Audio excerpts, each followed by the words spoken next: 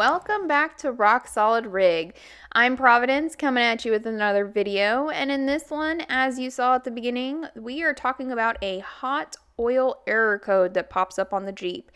And unfortunately for us, we had this happen while we were out on the trail at Hot Springs. It was no bueno. Now, if you have not already, please make sure you click that subscribe button. You can find that in the bottom right hand corner of this video or on our channel. Do us a favor and click that notification bell. Lets you know when we've got something new for you guys to watch, which we try to do on a regular basis. And let's go ahead and get into it.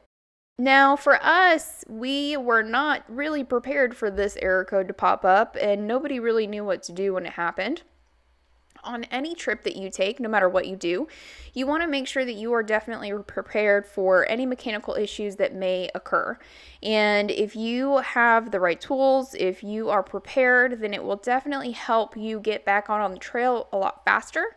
Now, for us, we were trying to figure out what to do with this error code, and it took us roughly about an hour of messing around with things before we actually figured out what was going on. And honestly, if you ever have any sort of breakdown or any sort of error or mechanical issue pop up on the trail, it will definitely influence how the rest of the day goes for you. And for us, that was definitely the case. If you saw in the last video, we were on Rubicon Ridge, which you can see here. And unfortunately, it did impact whether or not we could do anything else for the rest of the day. So you definitely want to make sure that you are well prepared for whatever could potentially happen. Still same thing? Still saying hot oil.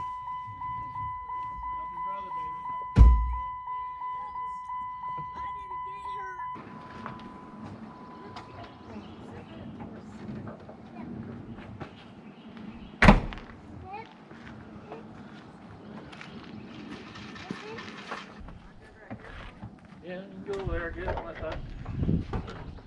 Do anything? It won't read nothing. From what I can find, it may be transmission. Where are you going? I don't know. I'm here. Not that boot. So at this point, you can see sometimes the lights will turn on and sometimes they won't. Now, we tried getting it out of gear, seeing if it was an issue there. You heard Josh say that potentially it's a transmission issue.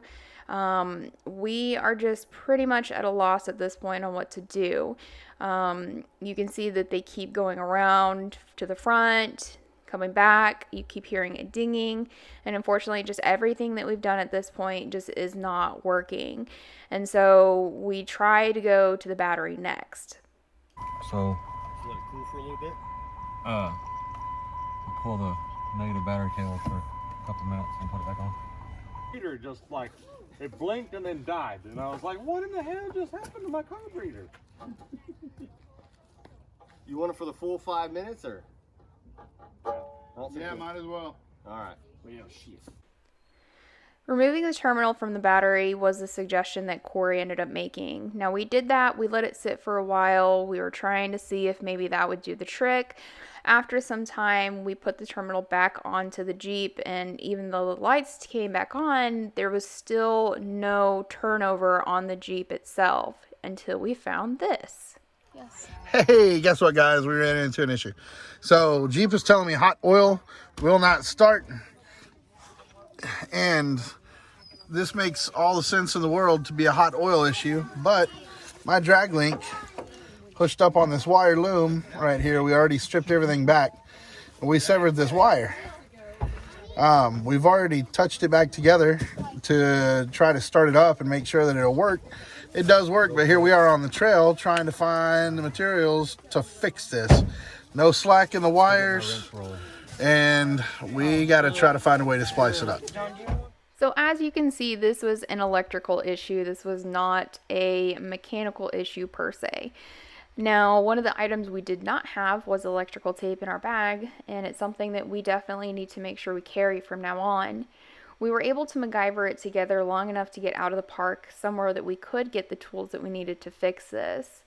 Now, this is not a common issue. This is something that's a little bit rare. So for you to potentially run into this issue, it's not likely.